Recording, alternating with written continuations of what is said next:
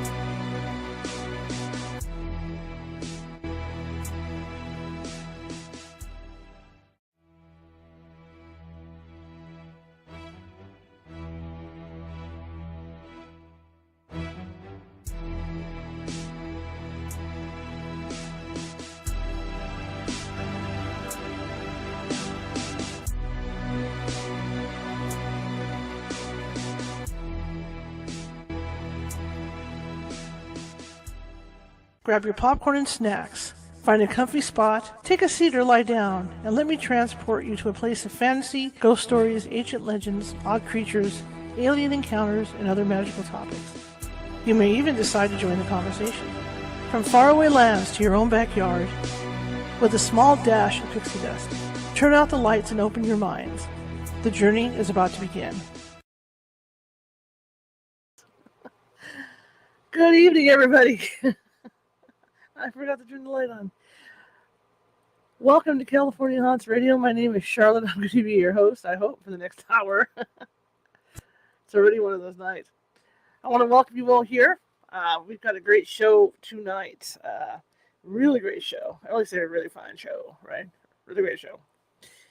Anyway, I am also the owner of the California Haunts Paranormal Investigation Team, based out of Sacramento, California. We are 45 strong up and down the state, which means that if you have a need and you think you might have, I'm trying to get this in position, and you think you might have something paranormal going on in your home or a business, we can get to you.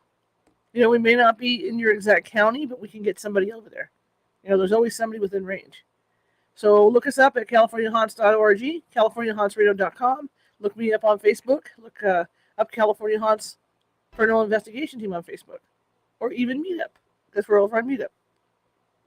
And speaking of Meetup, on Saturday at 7 p.m. Pacific, I'm going to be teaching a Psychic Development Class 1. And what that entails is that if you think you might have psychic abilities, or maybe you have them, but you're kind of trying to figure them out and hone in on them and stuff, this is the class for you. This is a basic class. I teach protection stuff. Why? Because when you start to open that door, excuse me, one second. I got this kind of thing.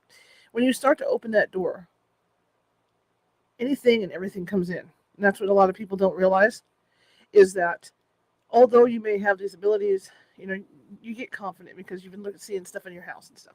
The problem is, not everything that comes through that door is nice. And then I get called out. My team ends up calling up because something inadvertently ends up in your house, and it goes, you know, it snowballs from there. So what I teach is I teach you how to open and close that psychic door. I teach you how to open it just enough to look out, to get through, and slam shut so nothing comes through, or nothing bad comes through. Okay? So you will learn how to do that. You're going to learn protection techniques to protect you and your family. You're going to learn how to leave your body and go to your psychic library, spirit library. You're going to meet your spirit guides. You're going to meet your spirit animal. There's also a message for you in the spirit library, and we're going to do that as well. And in the meantime, I'm going to have you practicing things like ESP and different psychic techniques to see which one you favor more. You might be somebody that can do multiple things. I've known people like that over the years. Or you might specialize in one or two things. So that's what we do. So if you're interested in that, visit California Haunts Meetup page, and the information's over there. And tonight, around 10:30, 11 o'clock, visit the California Haunts radio page, because I'm going to have a link up over there for you to join that class. And that is this Saturday night at 7 p.m. Pacific. Okay? See, that was painless. If you're watching from Facebook tonight, do me a favor and hit that follow button. If you're watching from TikTok, hit that follow button. And if you're watching from Twitch, hit that follow button. And especially if you're watching from YouTube, there's a little ghost in the bottom right-hand corner. See him down there? Yeah, he's right there. See if I can point him. Over here. Over here. There we go. See, he's right there. Click on him, and that'll make you a subscriber to our shows. And if you look at our page on YouTube, we've got more than 250 videos sitting there with different topics. It's not just paranormal stuff. No. We cover all kinds of stuff. In fact, last night we were talking about, was it last night? No, the night before we were talking about Elvis. You know, so we cover different non-paranormal topics. So come on in, subscribe. And just like tonight's guest, Mary A. Joyce, it's going to be a great show. Love having people on like her. All right. And while you're watching, if you like the show, you like it enough, and you think you want to share it with somebody, feel free to share it. Let people know about this show. We want people to know about this show. All right? All right. Anyway, so my guest tonight, I heard her on another show, which is What Else Is New, right? And I thought it was very interesting because I loved the space race part, back in the old days, back in the Mercury astronaut times and all that. And Werner Von Braun, I hope I said it right, Braun. Wow. Last time I tried to speak German, it was quite funny. Anyway, he was one of the German scientists who came here to help, to assist with that our rockets and all that stuff, in the early years of our space programs. And what blew my mind about the whole thing was that, you don't hear a lot of scientists talking about belief in extraterrestrials or anything like that. But apparently, he did. And Mary has information about that. I just thought that was so cool. And that's why I really wanted to bring Mary on so we could talk about Werner, and his belief in that. And she knows a gentleman who knew Werner, and this gentleman told her stuff that he knew that, I guess Werner told him, and blah, blah, blah, blah, blah, how that works online, about belief in extraterrestrials and life on Mars and things like that. So I'm really excited about tonight to talk about that, because you don't get that from scientists, you just don't. And if you do, it's very seldom, just like with ghost hunting, right? It's hard because you've always got your debunkers, and they're always there. And no matter if a ghost like slaps them in the face 2 or 3 times, they're not going to believe anyway, right? But there are believers out there. I mean, I have people on my staff that have PhDs that actually believe in this stuff. So I mean, you get it, but you don't get it all the time, and this is why I just thought this thing with Mr. Von Braun was interesting, and that's why I wanted to bring Mary on. So that being said, without further ado, I bring you Mary A. Joyce. Good evening. How you doing? Good. How are you? Looks like light and dark here when I see our pictures next to each other. Maybe I should dim things down a bit. So tell me about you. I was going to tell you that you would have loved living where I did at one time. I lived on Cocoa Beach, and I was right between the Kennedy Space Center and Patrick Air Force Base. And God, I was yeah. right on the ocean. So when the launches went off, you could feel it. You could feel it beneath your feet. You could see the secret people coming in. Supposedly, some of these launches were secret, but if you lived on the beach, you knew about them because certain things would happen. But while I was there, I got to meet some of the people who worked for NASA. And one of the men was Clark McClelland. And Clark McClelland worked for NASA for 35 years. He was doubly trained. He was trained as an aeronautical engineer. He was also trained as an astronaut, but he didn't fly into space. He was trained as an astronaut so that he could operate the vehicles from mission control if it was necessary, and he could solve problems from the ground if something were to happen up in the air. So the man was really a major link for me to learn many, many things, and his own experiences are quite astounding before we even get to Werner Von Braun. I think it was in 1991. He was at mission control. They had these monitors. He's watching everything because if something goes wrong, he has to step in and take over controls or help with what's going on. So anyhow, he suddenly sees on the screen the camera view that was aimed at the open bay shuttle. And in the shuttle, the open bay, there was a very tall alien in a spacesuit. He was, in the neighborhood of 8 or 9 feet tall. He was standing talking to 2 American astronauts who were considerably shorter. And off at the end of the shuttle, there was a UFO that was parked, and that's where this alien had come from. And it wasn't your saucer-shaped craft. It was sort of like a really modern wing type creature, very, very smooth lines. So he got to see that on the screen. And then at another time, one of his friends on a different flight saw the camera catch a tall alien about the same height inside the crew space. And those spaces are built for people that aren't any taller than 6 feet tall. So he had to be all hunched down. Now, at the time that I really got to meet Clark in person, he was in a terrible state of mind. He didn't think that the public should be shielded from all this information. He felt the public had a right to know more. And he talked too much. So he talked about this space alien in the cargo bay. And so he was in the process of losing his job when I met him. And he was very, very distressed. They did everything. They cut his salary, they cut his benefits, they essentially blackballed him. So he couldn't even get a decent job once he left there.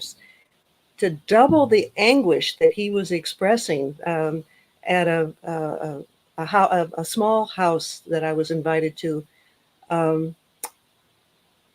he had lost his girlfriend, and his girlfriend was, I'm going to go blank on her first name. Last name was Resnick. She was on the space shuttle command that crashed or blew up. And so he had lost his astronaut girlfriend. He was in the process of losing his job. The man was really tormented. So I got to see him at that state in his life. It was later that I learned that his connection with Werner Von Braun. And that happened when Clark was working at the Kennedy Space Center on the Saturn I mission.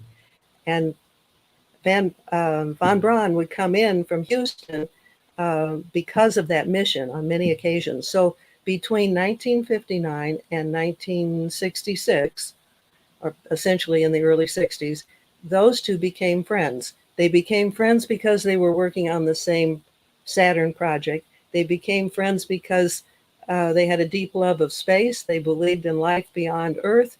They were into astronomy. They were into other life forms. And so they had a real common bond that you probably wouldn't have ever guessed. And when a lot of times they would have like award meetings or special meetings at the Kennedy Space Center, and the special awards were held at different hotels on the beach. And so Werner Von Braun, who was a smoker, would take smoke breaks, but he would always call Clark to come out and join him. And they would either sit around the pool or out on the beach, and they would talk where they could be away from everybody else. And it was during those kinds of conversations that Von Braun began to reveal things to Clark.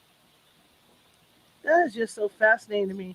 And when you talk about the space shuttle, now, obviously, we never saw the footage because they were hiding it from us. Somewhere NASA has footage of these aliens.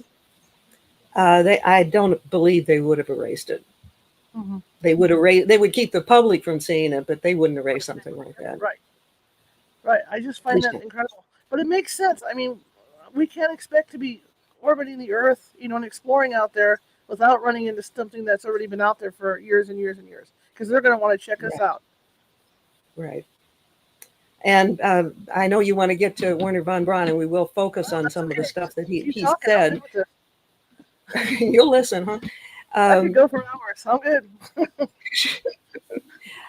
Clark was also friends with, I think his name is James Irwin. And anyhow, he was on the Apollo 15 mission.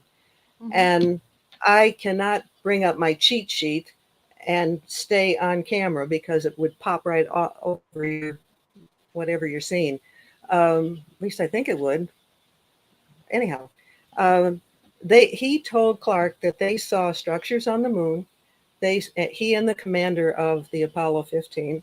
They also saw some kind of vehicle tracks on the moon, and this was before we had a rover, so the tracks were not being made by humans. And they clearly saw that there was activity there, and there were ETs up there, and they were on the backside of the moon, and they didn't want humans to be interfering with that. So that's the kind of connection that Clark had. But anyhow, go ahead and ask me a question, and I'll take it. I'll respond to you. For us to get up there ahead of the Russians back in the early days, It clicked off. I'm sorry. Okay, is that why there was such a push for us to beat the Russians to the moon? Because we didn't want them in contact with these aliens.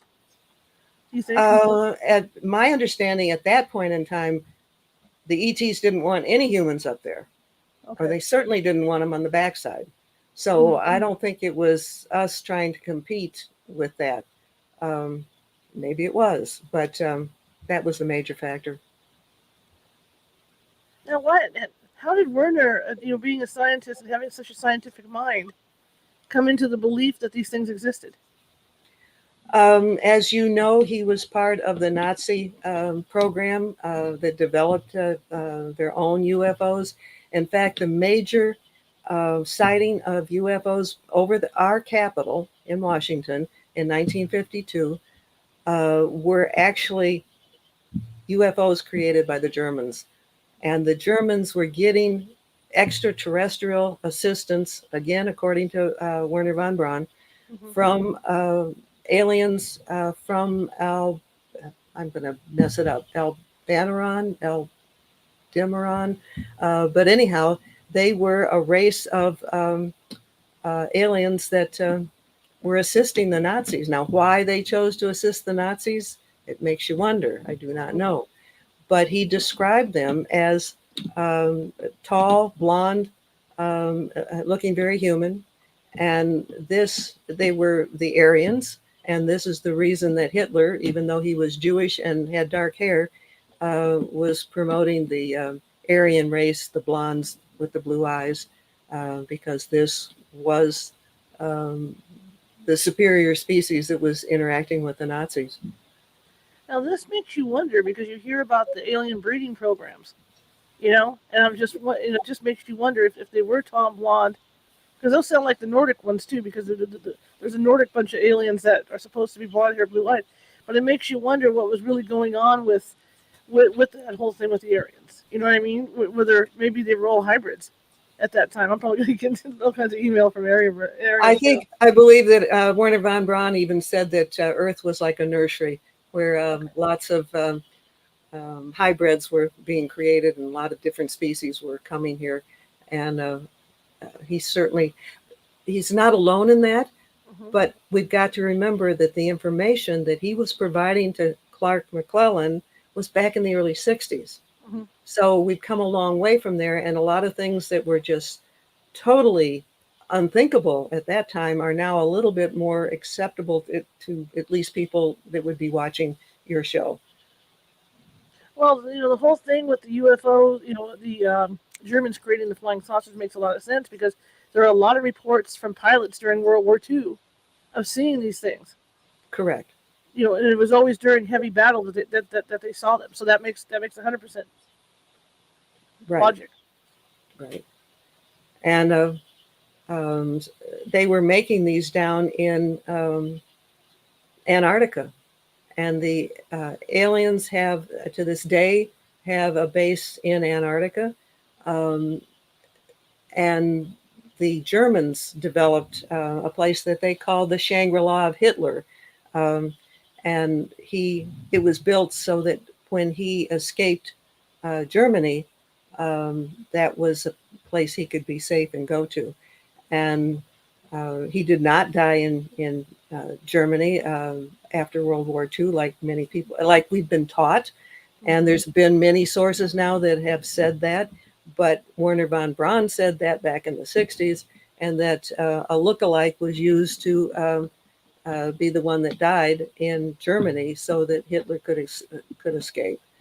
And so the fact that he was saying that so long ago, and researchers now have found things that confirm this, I think is quite fascinating. He was equally ahead of his time in sharing information about Mars. And he said that there was a very sophisticated ancient civilization that once lived there, and that there was some kind of destruction on Mars, which has really been confirmed in so many ways. Either there was like an atomic bomb or war that destroyed the atmosphere or destroyed the planet. The other working theory is that a planet that used to be where the asteroid belt is exploded and destroyed the atmosphere on Mars. And Werner von Braun said that they had such advanced technology back then that many of them were able to escape to the nearest viable planet, which was Earth. And imagine hearing this statement back in the 60s, that there are those among us who are Martians. Well, I've always felt that. I've always felt that, if they ever disclose anything as far as, UAPs and all this, that people are going to be shocked to find out that their neighbors across the street are hybrids. Well, or they may themselves be hybrids, or they Right, may, and they don't and realize it. maybe every single one of us on the earth is, because there's been I think many different alien species have been busy doing genetic development. Mm-hmm, mm-hmm. So did Werner, from the stories that you were told from this gentleman, did Werner have contact with the Martians or the aliens directly, or was it through his superiors? No, he said that he had met them in person, and Clark said that when he talked to some of the Germans that were brought over with Project Paperclip that worked at NASA, that some of those said that they had also seen them. So, and I'll divert a little bit. There is a man named, he's no longer living, but his name was Bill Tompkins, and he worked at the highest level of NASA. He worked directly for Werner von Braun, and he said very elaborately in his own book that there were aliens working at NASA, and they looked like beautiful human women. But these human-looking aliens, beautiful women, who often were just at the level of secretaries, were providing the information that allowed our space program to develop as quickly as it did. And from the time that President Kennedy, launched the idea of going to the moon, it happened rather quickly. And we probably couldn't have done it that quickly without some kind of outside help. Mm-hmm, mm-hmm. See, this is the stuff I talked about the other night too. That makes me wonder about people like these like Tesla, people like that, or the people like Gene Roddenberry, the ones that have written about the future and pretty much what they come up with we're using now, and it makes me wonder if either they're not like hybrids and they don't realize it, or the aliens are in their heads telling them this stuff. Could go either way, couldn't it? Yeah. Because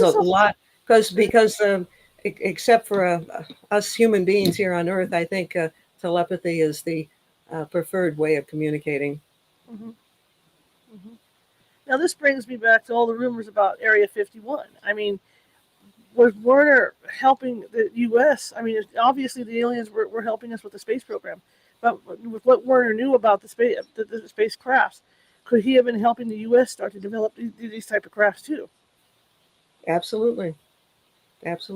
But there's different races, and there's I know you explore a lot of things, and another thing that you might want to check into is a man named Charles Hall, and he worked, maybe you have already, he worked as a weather, I don't know what you want to call it, a weatherman that would be out with the balloons near Area 51, and he was isolated. He was out where other people weren't. And there was a race that they called the tall white aliens that had a base there. Mm-hmm. And he described them as like having a bus station here where cosmic tourists could come for a while and then they would move on. But that was a base where they would be. And some would stay for a long time and some would not. Mm-hmm. They were tall and skinny and white, and but they were able, I think it's really kind of funny, the women wanted to go into Las Vegas just to kind of see the sights, and I don't know. So even though they looked strange, they dressed up as women as best they could. And if I remember, Charles Hall somehow got, let's say, Sears catalogs, some kind of catalogs for them so they could pick clothes, and they would try to disguise themselves. And they figured that they could get away with it in Las Vegas because everything's weird in Vegas. And people are, there's a lot of people looking quite freaky, or there have been. And this was a big thrill for the women, tall white aliens, which I thought was kind of interesting. That is interesting. The other thing that I've been thinking too while you've been talking is that all these photos, of these supposed conspiracy guys that look at Mars and see things built up on Mars, then that would make, those all true. If this is the case, if what Werner's saying is true. It's proving to be that. And I'm jumping all over the place in response to your questions. I've just come out with a brand new book, and it wasn't one that I started out to do, but I have a website called SkyShipsOverCashiers.com, and I'm the editor and do most of the research for it. So over the years, I collected and found firsthand all sorts of evidence of activities on Mars and a lot of other places. And the short title is Spy in the Sky. Long title is Spy in the Sky, Secrets and Cover-Ups on Earth and Beyond. And so I get into the very unusual UFOs around the sun. I get into some of the things that the astronauts have seen in deep space. I get into the cities that are starting to appear in the melting ice in Antarctica. All of these things, I have used a tool that anybody can use, Google Earth, and it just takes a lot of time. And it was over a great period of years. And I found the book is packed with photos. It's not like a book packed with words. It's a book packed with pictures, because it's photographic evidence of things happening on Mars, for example. I've got Google Earth photos that I've taken of UFOs, one parked on the planet and two different ones that crashed into the planet. In one of my explorations of Mars, I decided to not go around east to west or west to east like you normally would do if you were exploring a planet. I tipped it and I started exploring it from north to south pole. If I hadn't done that, I wouldn't have discovered that there's over 20 entrances, all in a line, over 16 miles, that are contemporary, that go into Mars.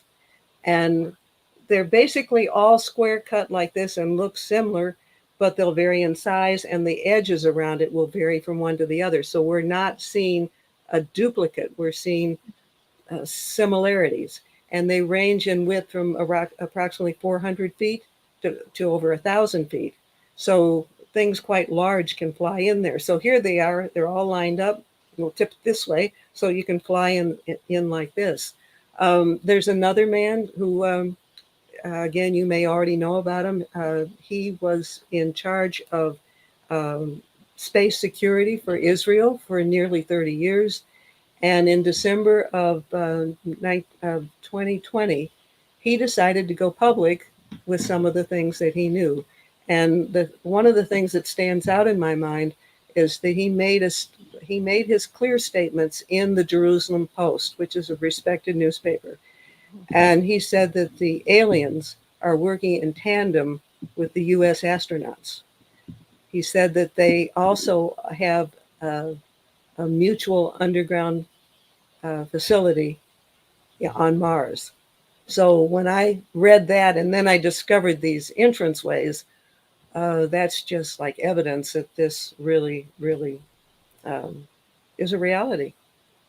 Well, it makes sense, because I know I've heard stories of the president, that every president knows about them, and there's several cabals of aliens above us, and we're working with all these different groups of aliens? Sometimes we blame, most of the time, including me, we blame our government from keeping things from us. Hmm. That remains true. However, um, the aliens, according to several different sources, feel like maybe we're not ready to for them to totally expose themselves. So the aliens may, or the ETs may be keeping our heads of government from saying more than they do. Hmm. Hmm. Well, that makes sense. I And we mean, may not be ready for this. If you see the stupidity that's going on in the world today, you go, okay, they might be right about this. We may not be smart enough as a group to handle this. I think a lot of it too is they don't. Well, like you say, we're not smart enough to handle it. Plus, they don't want to start a widespread panic because I mean, there's going to be people that are open to it, and then there's going to be people that aren't open to it, and Correct. then there's going to be a sect of people that are really afraid of it, and then those the last two will get together, and then you've got a big mess on your hands. Correct. Correct. And there's a researcher in South Africa. His Hmm. name is Gene Ward. And I don't know if he's the one that initially discovered this or not, but I learned about it through his um, efforts. And he discovered an entrance into, I'm jumping all over, but he discovered an entrance into Mars quite different than the ones I've described. It looks more like an ancient entrance, um, and it's square cut. You Hmm. can see into it. It looks almost like the wall is white plaster, um, flat floor, and it's ancient, and it looks very, very convincing. There's a lot of things that you see on YouTube about Mars, and you question if it's viable, but I went and I go back to the original source on everything that I do, Hmm. and go back to the original NASA photos and then expand them for myself and find out if they're legitimate. And this is important because um, there was one stone that was really very, very convincing. And it looked like it had ancient hieroglyphs carved into it, vague, but it looked genuine. Almost put it on the website, but again, I always push myself to try to really confirm it every which way. I went back to the original NASA footage, and I found the exact rock without any hieroglyphs on it. So somebody was getting a real kick out of creating a bogus image. They get their kicks out of Photoshop mastery. And this was coming out of India. And then I tracked it down, and it was coming out of a particular city where there is a university. And I found some more things out of India that didn't look like it was like they were legitimate images. And if I see something from India um, that's about Mars, I go as deep as I can. I will not accept it on face value. And I say this because I don't want your listeners to get, easily fooled by, somebody's great Photoshop abilities. Hmm. Hmm. How hard is it, like when you get into like looking into NASA and this stuff? How hard is it to do the research on there? Because I'm sure that even though some of those are unclassified from years and years ago, they're still blacked out. So how do you go about doing that? Um, well, I've had that experience myself. I mean, I have found things myself using Google Earth. I'll post it on the website. Oftentimes within a day, it's been blurred, it's been wiped out, it's been replaced with a different photo strip. So if anybody discovers something while they're using Google Earth, please, there's a key on your keyboard, and it'll print the screen and save it. Because if I hadn't done that, I would not have been able to show people in my book or on the website before and after pictures. This has happened many times. I found another structure on Mars that looked like a city. You could see the square shaped boxes like the walls of a city. Hmm. And my guess is it would have been new and not old because the edges were really sharp. I posted that, and in just a very short amount of time, one of the photo strips had been totally replaced, didn't look anything like the original. And the other strip, because there was two of them together like this, and the other one had just been blurred out.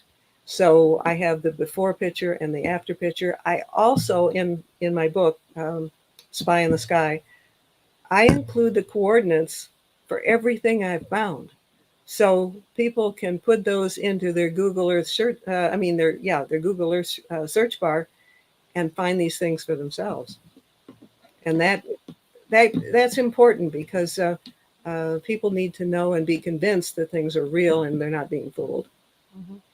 Well, how did Werner feel about the space program? And as far as the Martians or whoever helping us do this, did he feel that at some point we would actually be able to travel like them? Yes, he did, and in fact he predicted that in the future, and this is back from the 60s, Mm-hmm. that we would have the technology to get there and to find evidence for the things he was saying. What I find interesting now is that the way it's gone, because we were doing so well, going to the moon, and doing all this, but it seems like we've kind of taken a step back in a way with the program. Where we're just relaunching people into space, with these different crafts. And it seems like, in my mind, we should have been more advanced than where we are. Did somebody put the brakes on it, do you think? I question why we even have missiles going up and rockets going up and to get to the moon, because there's no way that we are getting to Mars with that kind of technology. Right, So it's like I don't know, what are they trying to do? Spend a whole lot of money to entertain us humans, to keep us distracted from what's really going on? If so, it's rather expensive. But there's no way that rocketry is taking us to Mars. Oh yeah, that's what I mean. I mean, it's like we were getting to the point where we could actually land on a planet, literally land, and then take off again with the space shuttle. And now we're back to where we were, where we're splashing down in the ocean again. It doesn't make any sense. I know, I agree.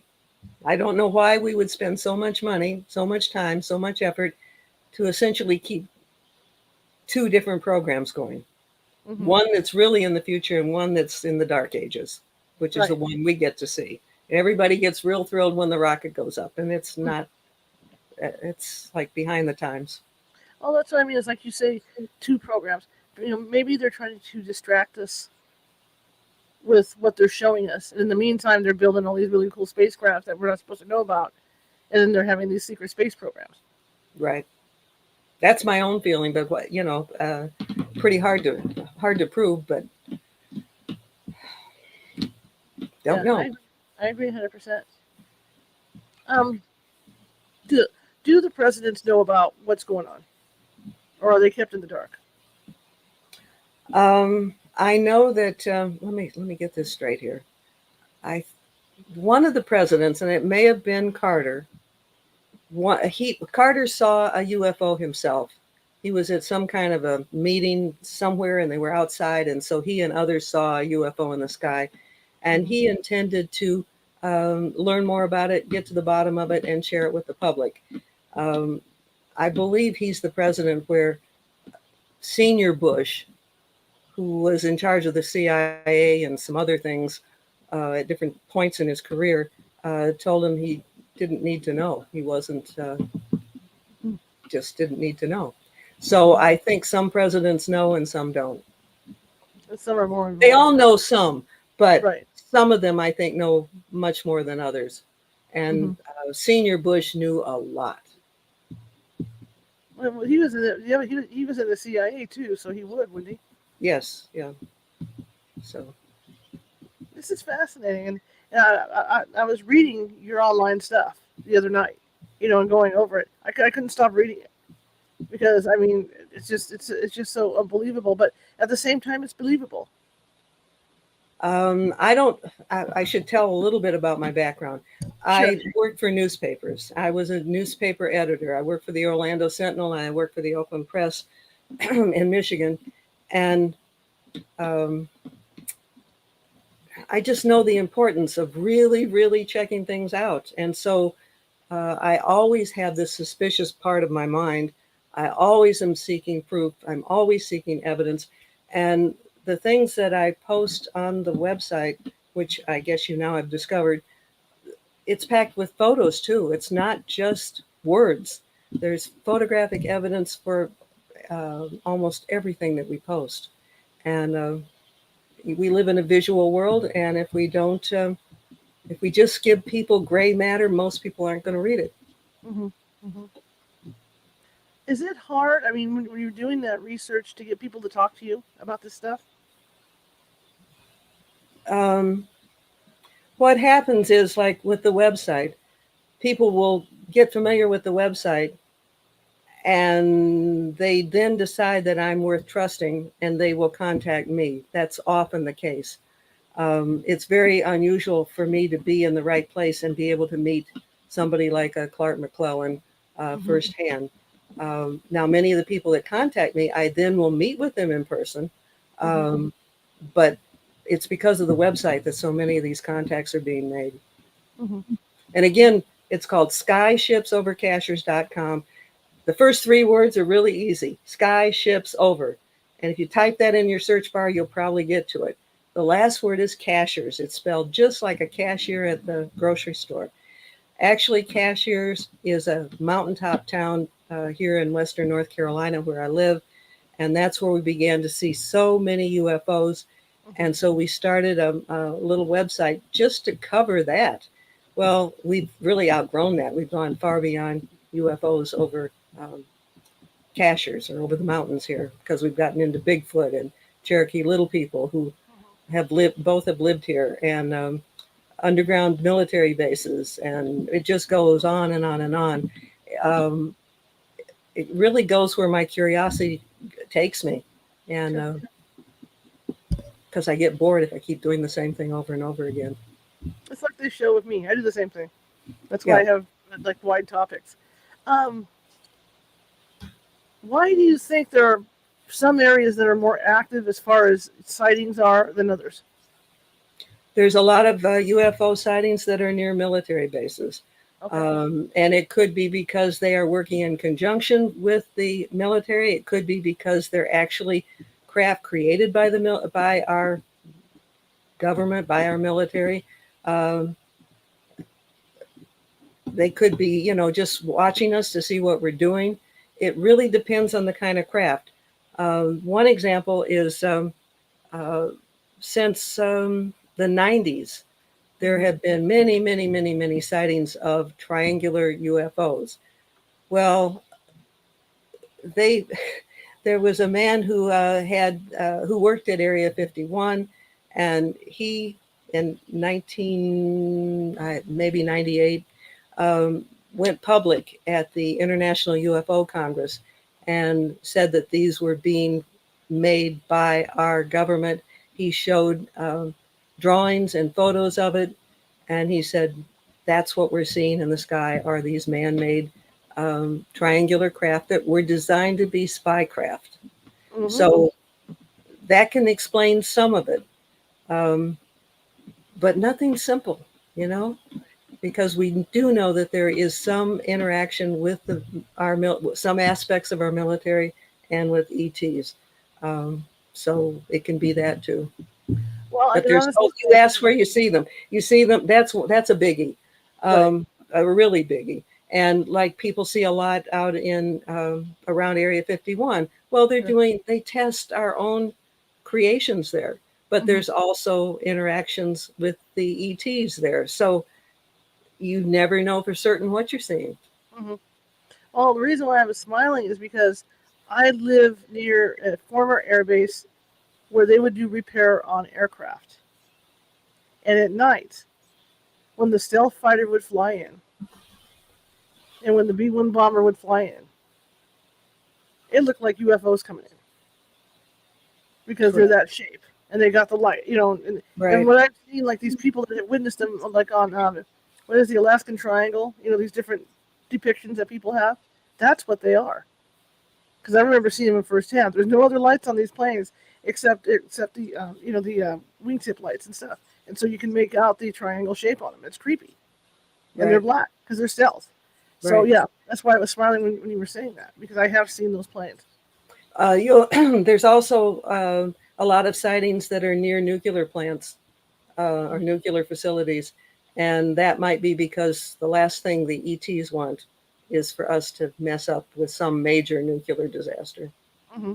And I don't know, remember the details anymore, but there was a major story out in Montana where there were craft over um, the base where they had military missiles in silos, and everything was shut down. The ET craft did that. So they're watching us at that level. So those are two of the really big hot places where you see a lot of UFOs. When I lived in Florida, the McGill Air Force Base, which is, big command center worldwide, is there, and that alone um, attracts a whole lot of attention. So Absolutely. Do you think Van Braun ever flew with the ETs at all, or had direct contact with them? yes, he has seen them in person, face to face. The ones that are from Aldebaran, I believe is the correct pronunciation, and those are the ones that look like Nordics or look like very attractive, tall, blonde humans. What technology? I mean, when we look at the technology that we have now, what do you think stands out as something that the ETs have provided for us or helped us with? I don't know if I've really thought that one through. Um, how about tinfoil? I mean, aluminum foil. Mm-hmm. Now, I met a woman. In fact, she's actually a friend of mine who lives not too far from where I am, and her dad was in the military, big time, and she and her little buddy got into his dad's private office at home. His dad had kept a piece of metal from the Roswell incident in his locked desk. The two little grade school kids um, got into his office and managed to get this, and they took the foil and the metal, is a light flat sheet, and it could be crumpled up like this, and it would spring right back. Well, they were, I mean, they had very bright parents, so I guess it's not surprising that they were very creative. They put it in the oven to see what would happen if it was in the oven. They turned it way up. Uh, there was a man who did shoeing of horses, um, and they rode their bikes there and went there, and they had him, put it through the heat there and to bang on it, and it still went back to its original shape. Um, they tested it in so many different ways, and it always returned to its original shape, and yet it was very, very thin. I think aluminum foil is sort of like halfway there, because it doesn't retain heat. You can take the the aluminum foil off a baking dish in your oven with your bare hands. It doesn't keep the heat. So you have to wonder if something like that was developed there. My understanding is that the technology for computers um, came from ETs, or at least in part came from ETs. I'm just fascinated by all this. Somebody in the chat room says the moon could be a launch point to get to Mars. For some reason, your audio is not as loud for me to hear. I did not hear all of that. Try it again. The chat room said that the moon could be a launch pad or a launch point to get to Mars. Yes, it could be. Yeah. It could be. Because there's something about getting out of gravity and I don't know, it's like using it like a whip to get it out there. But even that, I think we might have technology beyond that. And the other thought, too, that I had with Mars is in a really great spot that if someone wants to travel through the universe, Mars would be a great launching spot for that. That's true, too, isn't it? You've thought it a couple steps ahead of everybody else. I shouldn't say everybody. It's never everybody. Right. What do you think is the next step in our space program?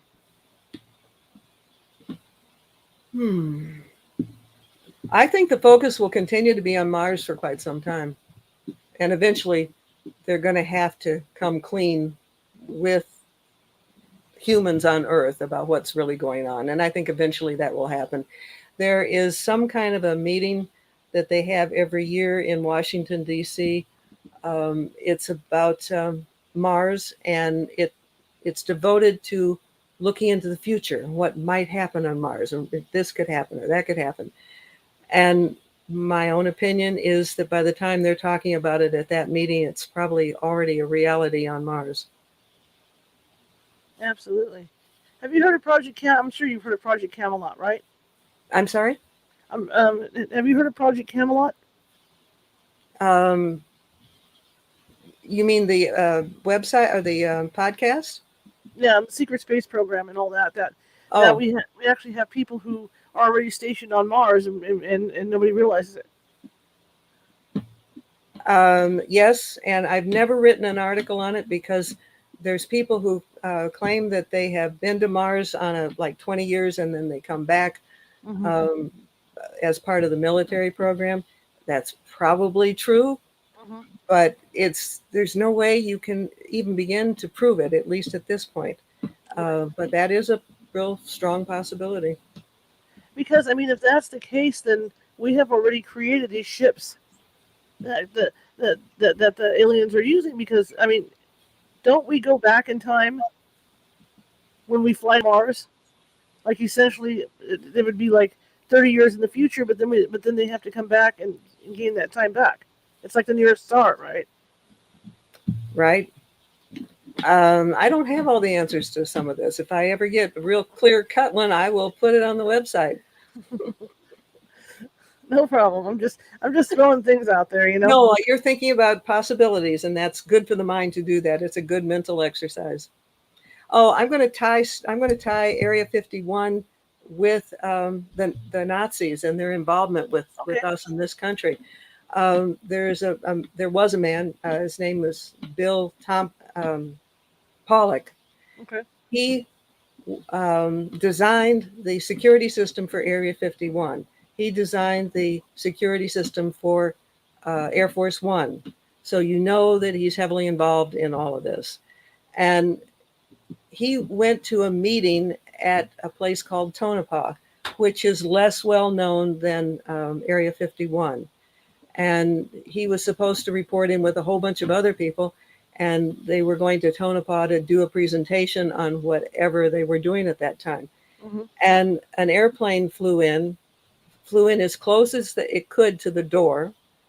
A man got out dressed in what he described as like very sophisticated European clothing and shoes. Walked into the place, sat, I believe, in the back of the room and was listening to all this. When he finally, or to everybody's presentation, when he finally spoke, he spoke in High German. After the meeting, he left, he got on the plane and took off. And that was another piece of evidence that the Nazis may very well still be involved in what we're doing. Interesting. And the other thing, that goes along with that is the Nazis did design the first jet. I did not know that. Yeah. I knew that they did the first man-made UFO Yeah. They or had the first jet. spacecraft. Yeah. They were the The first. jet I Yeah. didn't know. Yeah. So that's kind of interesting. When you think about putting that patchwork together with them working with the aliens and stuff. Mm-hmm. I just wonder, like you hear stories of the possible alien contact, like back in the ancient times. Just how long they've been coming. Forever. I mean, we see it on cave walls. We see it in medieval religious paintings. They've been involved with us for a very long time. I wish I knew how many different alien races Mm-hmm. are currently involved with our planet. It's certainly more than one. Mm-hmm. And What they're do you not think? all the same. They're not all the same. You in your introduction were talking about teaching people psychic protection, Right. and some ETs are good, and some are neutral, and some aren't so good. And we have to use that. The only protection we have is that gut feeling we get.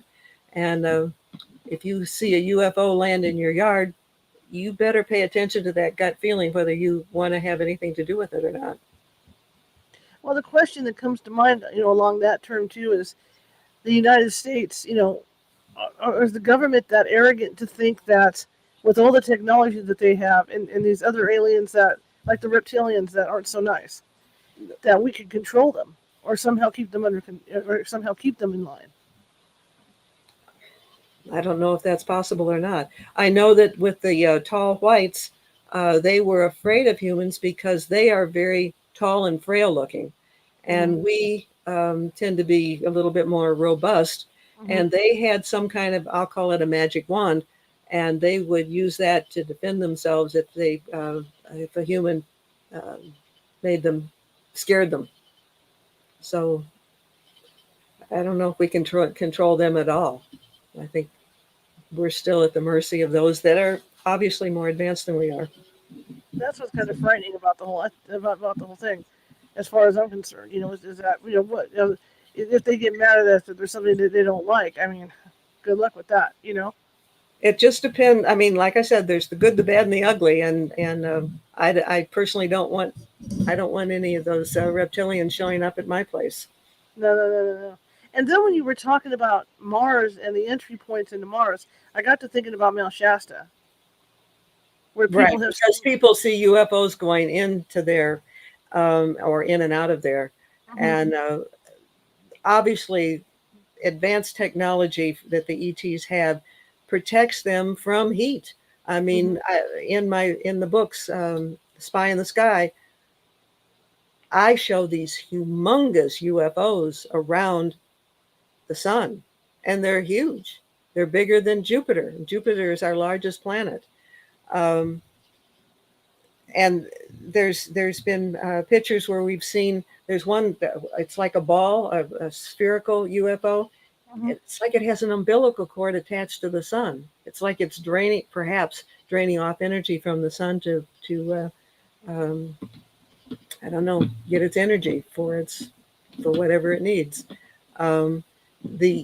I was very, very fortunate, again, because of the website. I was contacted back in 2013 by a man from the Netherlands, and he was taking NASA photos that are taken by the SOHO satellite. The SOHO satellite monitors the sun constantly, and it takes a picture every 15 minutes, and anybody can access it. And I've found some really fascinating things myself that sometimes appear around the sun. But this man was a whiz with computers and was able to start getting rid of the interference and the debris and anything that would keep things from being sharp. And when he finally finished these, you could see incredible detail. I'll give you an example. There's one that it just kind of looks like something kind of shooting out this way. And then you zero in and it's like jig-jaggedy. And then he was able to keep zeroing in on it. And it had a metal structure that was as intricate as like a saxophone. You know how a saxophone is metal and shiny and has all these different bumps and keys, and it's that intricate, and they're huge. And I guarantee you that the section in the book Spy in the Sky, those UFOs those pictures have never been published anywhere other than our website and in the book. And I guarantee that nobody's seen these things before. They're incredible. Did Werner ever say that he knew where the aliens were coming from? What galaxies? Did he ever find out? Coming from the ones they were dealing with were coming from the star Aldebaran. Okay. And that the people from there are known as the Aryans. And that's why Hitler was so into the Aryan race. Okay. And how far, you probably don't know this, but how far did they have to travel to get here? How many I don't know. It's a long way away. I don't know the distance. Okay, yeah, no problem. I understand. Do I look like somebody who has all the statistics in their head? No. Mrs. Data. Now, I might put data in an article, but just to whip it off the top of my head, no, I'm not real good at that. That's no problem. I'm a journalist too. I know. It's all good. Um, what do you have to say to people? Should they be afraid of the aliens? If they do decide to disclose it all? I truly think we have to get back to what you teach people, and that is to trust that gut feeling. That is perhaps the only way we can really know for sure. And Absolutely. you also judge people by their actions. For example, there is a man. Oh, he had the creepy kind of ETs coming into his bedroom, Mm-hmm. and then he got a very serious blood clot in his leg, and it swelled up to the point where the doctors were afraid he might die. And suddenly there was um, like an ET that showed up at the foot of his bed that looked like almost like a spirit angel kind of image. And he woke up the next morning and the leg was all back to normal. So there are wonderful stories about ETs healing people. Most of them, those stories are coming from those who um, are ETs that look like humans. That's more common. I don't know great stories about reptilians healing people, though they may have. I don't No, know. I never heard anything positive about a reptilian in all the years. Um, looking at the scientists now, you go back to, like I said, Werner, and like I said in my intro to all this, that there's scientists that believe in this stuff, scientists that don't believe in this stuff. Do you think that more and more, since the ETs have been working with our scientific community, that there's more scientists that believe? Yes, and I think there's more humans, period, that believe. Uh, and we have been acclimated over the years. For example, there is a commercial now where a little girl is eating cereal. I think it's an ad for almond milk, and a little cute, cuddly little ET shows up at the breakfast table. We are seeing so much in the way of ETs and craft in even children's cartoons and children's movies. And go back to E.T. I mean, that was back, what, in the what, early 80s, maybe, when E.T. came out. And truly, it's an ugly little thing, but it people loved the little creature. And Mm-hmm. that was part of a way of acclimating people to um, other races, other species, other dimensions. Do you So think yeah, stuff like I think everybody's becoming more open. And there used to be, it was like a requirement when somebody was being interviewed about ETs or UFOs on, let's say, a program like Larry King. It was like mandatory that they would have the skeptic on there too. Well, sure? that is no longer the case. You can actually have somebody come on and talk about that thing, those kinds of things, and not have somebody with a contrary opinion having to balance it out. You Mhm. also don't see people in the media joking about ETs and little green men and stuff like they did not that many years ago. So we as an entire civilization have been evolving to being more open-minded to this, and that certainly is impacting the scientists too. Absolutely, absolutely. So, what do you say to people now? To get them to be, for the ones that aren't very accepting of it. What would your message be? You can't force anything on people. Mhm. You absolutely can't. And if people who don't believe this stuff, eventually they're going to be hearing more and more of it. Hopefully there will be a point where they will have to open their minds to some greater possibilities. But you never win an argument with somebody who's set in their ways. It's a waste of energy. Absolutely, Mary. This hour has gone by. I've enjoyed it immensely. Thank you for having me on. And I would encourage people to check out the website, skyshipsovercashiers.com. And my book, all my books are available on Amazon. I've got one about Bigfoot, little people, underground bases, and the latest one, Spy in the Sky. Now, I've heard stories about little people too. That's for another show. I'm just saying, I've heard those stories as well. Thank you so much. I'm so glad you came on, and I would love to have you on again to talk about other topics. Okay, thank you very much. You have a good evening. All right, you too. Bye bye. Take care. Bye bye. Wow, that that was a big wow, guys. I'm really glad she came on. I'm so into that stuff that you can't imagine. My father growing up had worked or my father growing up. Well, my father told me stories about working at Boeing aircraft, and he had worked on different airplanes and stuff.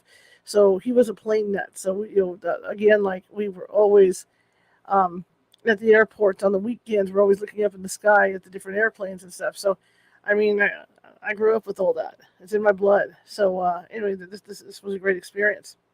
I want to thank you guys for coming tonight. I really appreciate all of you coming. Excuse me. And God, the allergy is really bad. And tomorrow, Nancy Matz is going to be with us. It's Casual Fridays with Nancy Matz. And she's going to be doing readings. So this is your chance. You have one question for her. Who is with you? Are they trying to get a message to you? And what is that message for whoever's with you? So remember to have one question picked, and she will go ahead and do the reading for you. All right? And this kind of ties into what we did last Friday, talking about messages from the dead. Well, Nancy's going to, this is your chance to see if anybody with you has a message. All right? So remember to have that one question ready tomorrow, and we're going to be doing that. And we'll keep going until everybody gets their question answered tomorrow. So it might go 1 hour, it could go 2 hours, who knows, but you guys know how it is when Nancy's on. Anyway, again, I want to thank you all for coming. And if you like the show, share it with 5 people. If you hated the show, share it with 5 of your enemies. We are equal opportunity here at California Haunts Radio. Also, again, I want to remind everyone, if you like the show and you're watching from Facebook, please do share. I mean, not share. I'm so sorry. Please follow. Or you can share it too. That's fine too. But please do follow, because the more followers, the merrier. And if you're watching from YouTube, again, there's that little guy. See if I can get it with the correct hand this time.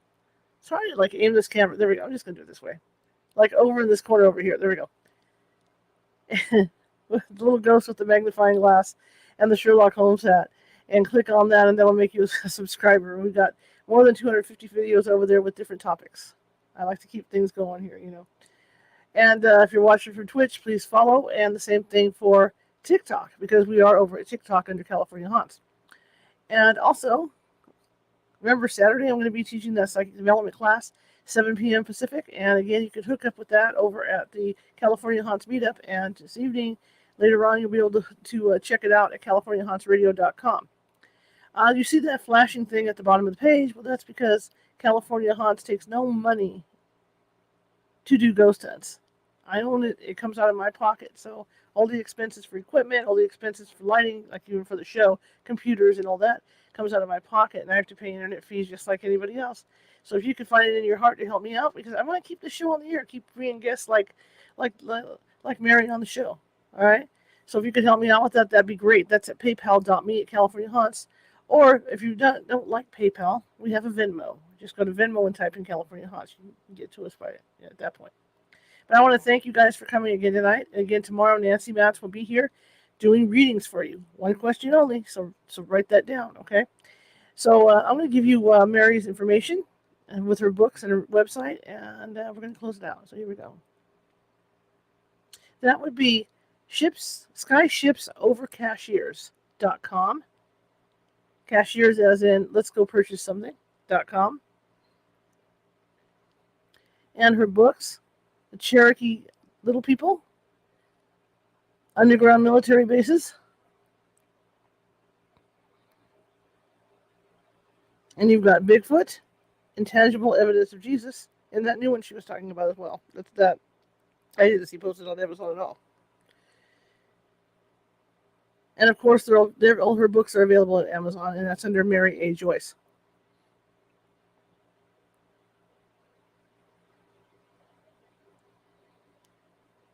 All right, guys, I will see you tomorrow, 6:30 p.m. Pacific. Have a great evening.